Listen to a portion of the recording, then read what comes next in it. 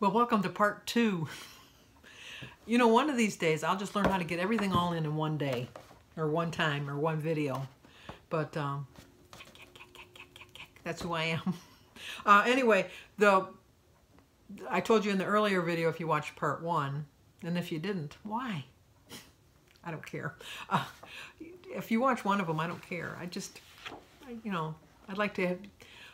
Who was it? Somebody, I can't remember who it was, said that they think just like me and they can follow in my train of thought. That's scary. We both need therapy. But anyway, tomorrow or Sunday, one of these days, within the next week, I promise you that, within the next week, I'm going to make this tomato and cucumber salad, which I was telling you about. And the ingredient that I got was cilantro, which I've never had.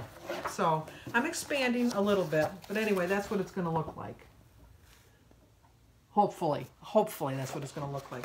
And then I'm going to make the twice baked potato, that's hopefully what that's going to look like. So we'll see.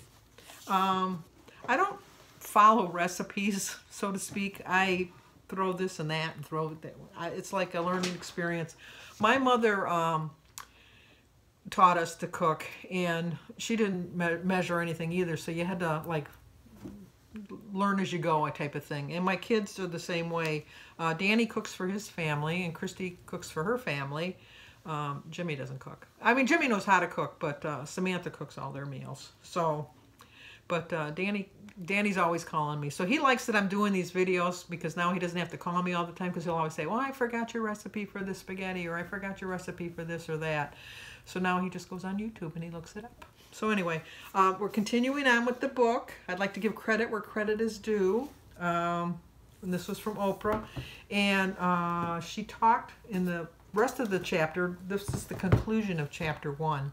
I don't know if every chapter has things. I haven't gotten that far. I've only read chapter 1, and then I looked through the recipes last night. But what she did say in the rest of this chapter is we have to remember that losing weight and keeping it off will never be about dieting, depriving ourselves, shaming ourselves, or guilting ourselves. Everybody that's on Weight Watchers needs to lose weight, and we're all in the same boat. We're all in the same journey, whether we're on Weight Watchers or we're keto or TAPS or I kind of stuck there. TAPS or Jenny Craig. What's another one? Miracle Weight Loss Clinic.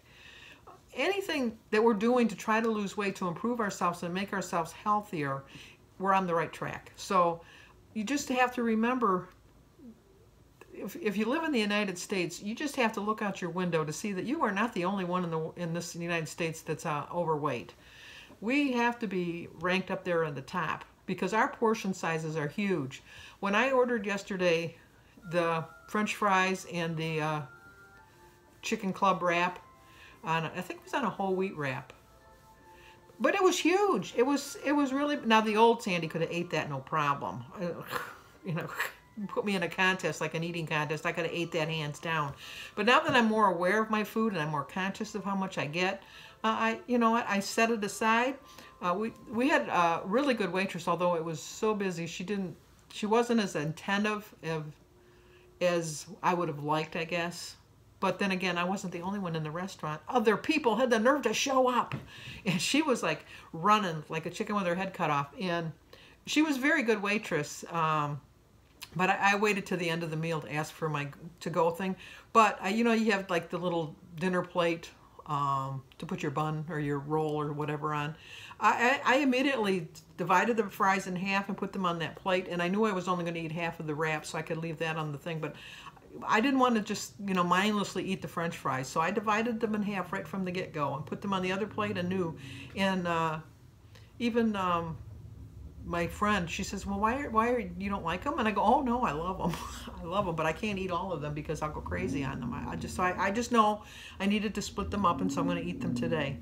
So I don't feel guilty. I didn't feel guilty. I had a good time. We were there for a long time, only because like I said, the waitress was so busy that it took her a while to get our order and bring our food. Although my food was hot when I got it.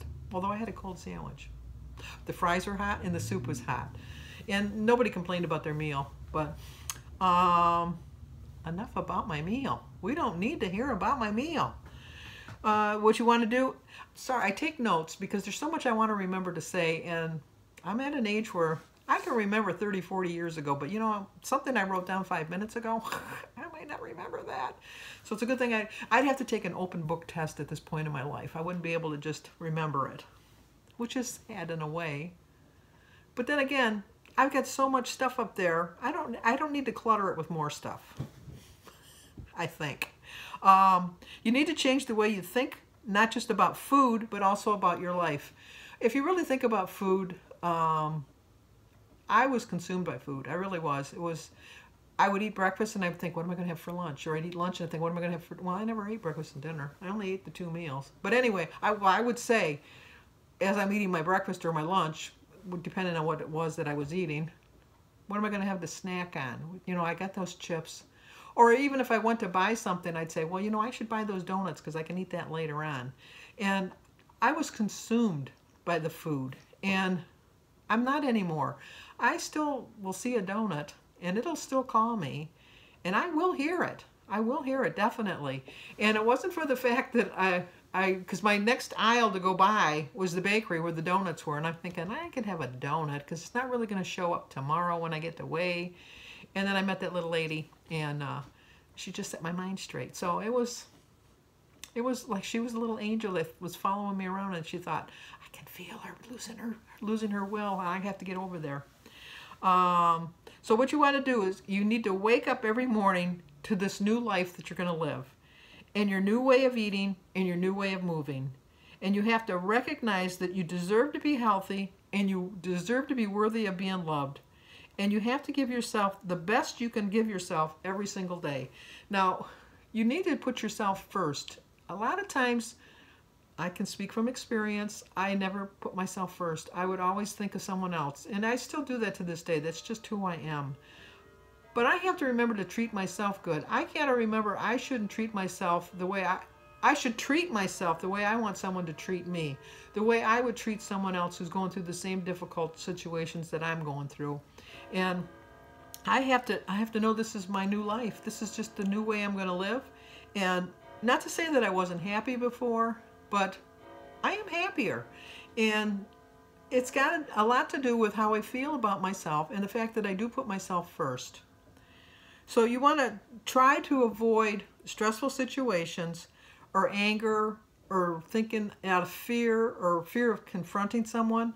If someone hurts your feelings, the old Sandy, you know what, it's kind of like a bad, not to say that people didn't hurt my feelings, because people did hurt my feelings, but I realized that not everybody's going to like everybody in this world. And there's going to be people that just don't like you. And I accept that fact. But I don't want to be treated badly. If you don't like me, don't like me. I don't care, but that doesn't mean you have to treat me badly. And if somebody did treat me badly, I don't really think I turned to food, but maybe I did. Obviously, I must have, but I really don't think I did. Although I would turn to food if I had a stressful day. If things weren't going my way, I would turn to food. I've told you this before about when I would do my budget, I would turn to food because somehow I thought that would comfort me. And if I was sad or unhappy about something, I always turned to food.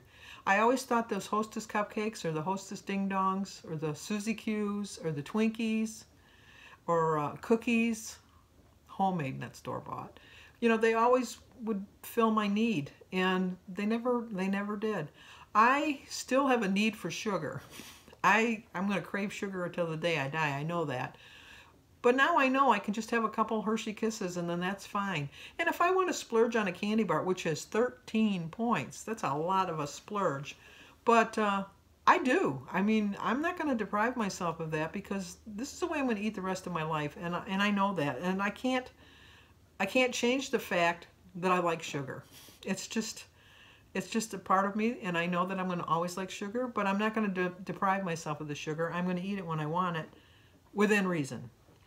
So you have to avoid the sadness or the anger because they're always going to lead to fattening foods. If you've had a stressful day or someone's been mean to you or, like just a really crappy day all the way around, you don't come home and say, oh, I can't wait till I get home and have some celery. Oh, I'm going to feel so much better as soon as I eat that celery. Maybe I'll make a salad. No, I think I'll have an apple. Nobody thinks like that.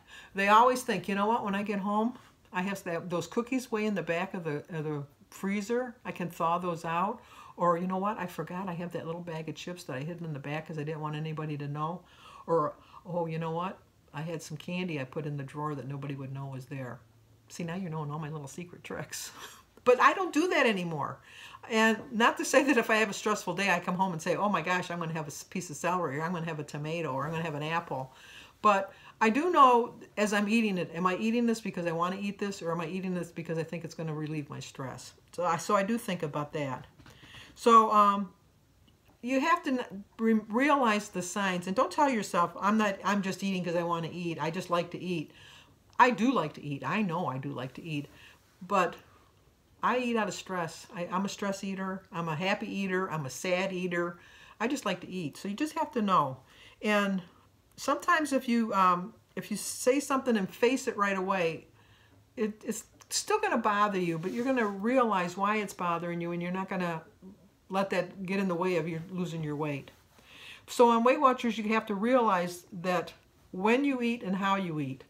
And like I said, if you're eating out of stress, if you're eating out of stress and just to kind of fill some deep hole in your heart, food's not going to be the answer. It's just not. So the healthier you get, the better choices you make. And that's so much true for me, because when I first started, even though I struggled so much at the beginning, it just clicked in over starting on Thanksgiving. But it's clicked in, and I do make healthier choices. I still make bad choices. I'm going to always make bad choices, but I realize it and I get right back on track. So you have to remember, you have to expect reasonable expectations in your food choices. And if you're eating this just to eat, it's boring.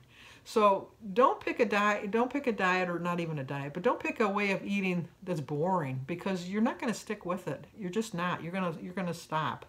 So you want to choose wisely. And what you have to remember, food is supposed to be about joy, not suffering. And it's meant to nourish and sustain us, not cause us pain. And when you eat consciously and well, you not only feed your body, but you feed your spirit. And I couldn't agree with these. I think she did really good writing this book. I'm sure she had help, but you know what? She did really well with it.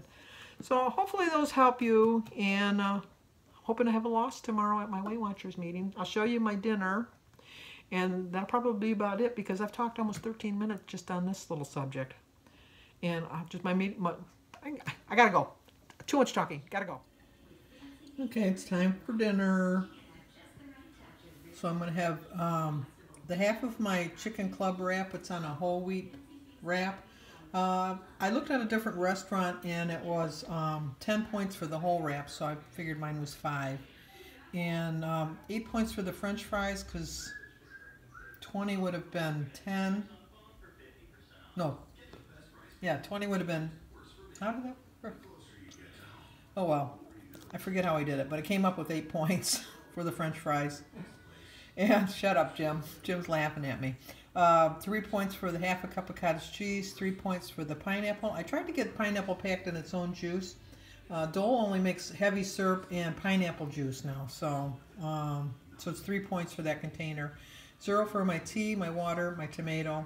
So it's a 19-point dinner. I still have 2 points left. Okay, I did look, and 13 points for 20 fries, and I don't have 20 fries, so I figured it was about 8 points. Well, I drained the juice off of the pineapple, so there wasn't as many points. I didn't need the juice anyhow, but it was good. It was a good dinner. I will see you guys in the morning, so hit the like button. If you're new to my channel, please subscribe, comment, and share if you think it'll help somebody. Talk to you guys tomorrow.